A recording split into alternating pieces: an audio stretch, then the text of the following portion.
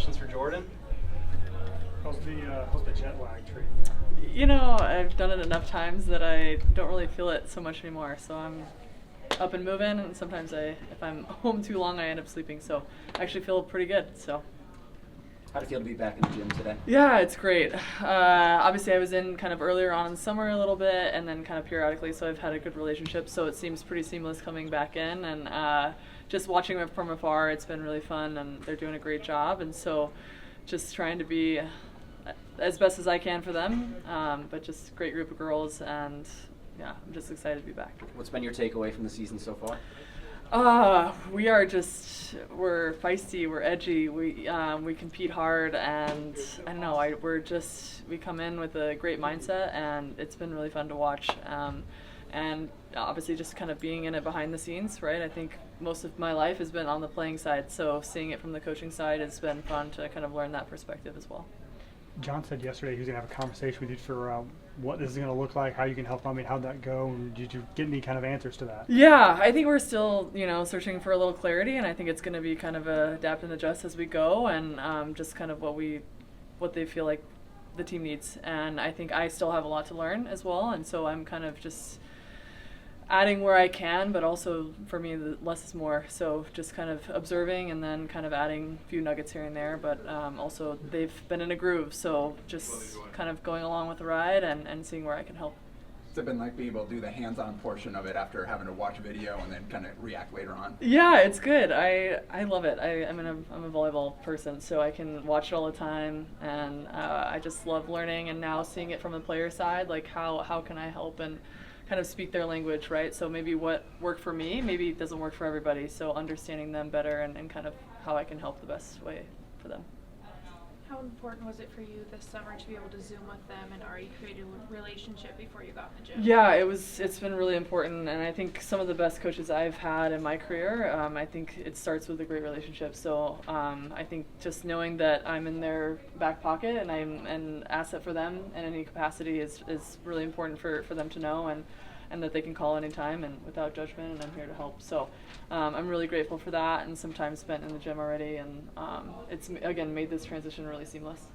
How do you balance the playing and the coaching at this point? Yeah, that's a great question. Some days when I was in Poland, I was like, oh my gosh, how am I doing this? But I don't know, I just love the sport so much, and it's given me so much. And I joke with one of my mentors, like, she talks about living on house money, and I really feel like I am.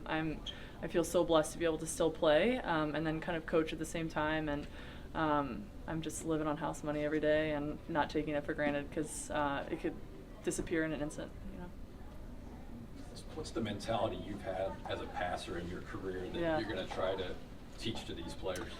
Yeah, I mean, passing is such a mental skill that you have to kind of, what you say to yourself really affects like how you perform it. And so I think a lot of times we think that we have to do more when we're passing, like, oh my gosh, this ball's coming really fast at me, I feel like I have to do a lot of movement, when in reality it's less movement is better. How can we simplify the move, and then how can we make it as simple as possible? So I think it's just quieting their mind, quieting their thoughts, and giving them one or two cues to really hone in on and focus on. So, but it's such a mental skill. And I think even for me, when I think back, when I was in high school, I was like, oh yeah, passing, it's easy, right? And then all of a sudden you get to college and people are just targeting you. It's like, how can you withstand that and withstand that with time? So teaching that, understanding that mentality behind that is really important.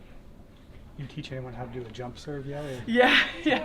I still have to remember how I did it. No, I think actually it seems like on the women's side it's kind of going away. It's more float serving now, and obviously you see it more on the men's side, but there's only a few women on our side internationally that are able to hit with any sort of pace. So it's really hard to kind of teach, and I've gone away from it just because of that, just because I couldn't hit it with as much pace, and I think it's just really hard. It's a little bit easier to pass as well. So. How do you feel like your expertise complements what Jalen and Kelly bring to the staff? Yeah, again, I think a great coaching staff so far. Obviously, I played with Kelly for a little bit of time, and I know Jalen's history as well. So I kind of lean on them, like they know how John works too, so kind of how I can fit in and what I can help them with as well. So they've been great, and obviously Jalen's a great recruiter, and yeah, it's been fun to kind of also learn from them and kind of understand their perspective and what's got them here today as well. Anything from Coach Cook that you can kind of see in your own coaching style or that he's passed on to you? Yeah, gosh, I've been away for so long, so like the time actually spent in the gym has been very limited. So yeah, I mean, I just think how he approaches the program, right? I think he's always learning, he's always evolving, he's always trying to be better, and I think that mindset across all facets has really came true for me, right? Like I'm like never settling. It's never enough for me, and I'm always trying to learn and how I can be better. So I think that mindset in itself helps, and I think that approach as a coach is really important. John talked about how difficult this lifestyle is, the Yeah. pro and national team. Like, Yeah. what's your latest example? Like, when that match ended Yeah. a couple days ago, like, how many stops and how long did it take you to get here? Yeah, it is. It's an interesting life, but again, we get to see the world and feel very blessed to have the perspective I've had. But yeah, so I actually didn't sleep the night after the game, and then I left the hotel at like 6 a.m. Direct from Warsaw to Munich, Munich to Chicago, Chicago to Omaha, and then I was delayed because I missed my connection in Munich. So yeah, but you know what? I think one of John's things when I was in college was like being comfortable when you're uncomfortable, and so a lot of things sometimes don't go your way, but how can you settle in when it's chaotic, and that's when good things actually happen and you actually learn a lot about yourself. What was that feeling like on Sunday when y'all clinched that Olympic Yeah. berth too, to go through that? I mean, especially after what happened Saturday when you Yeah, did win. no, and I think that it was a really challenging qualifying experience, right? 7 matches in 9 days. I don't know how my body held up some days. I'm like, what am I doing?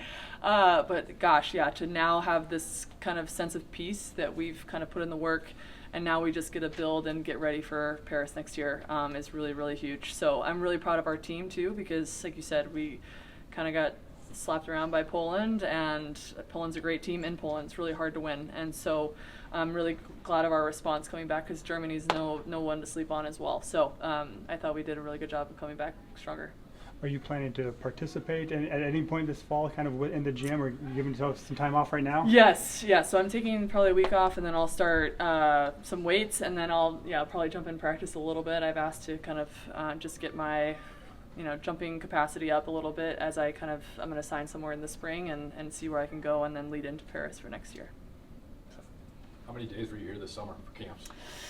I wasn't here very much. I would say probably I was here for 3 days of camps, but then kind of before, a little bit earlier, I was here for maybe 10 days as soon as I got back from my pro season. So yeah, just kind of in and out, and then I was here for a weekend here and there. So every time that I had a chance to be in the gym or back to say hi, I tried to do that.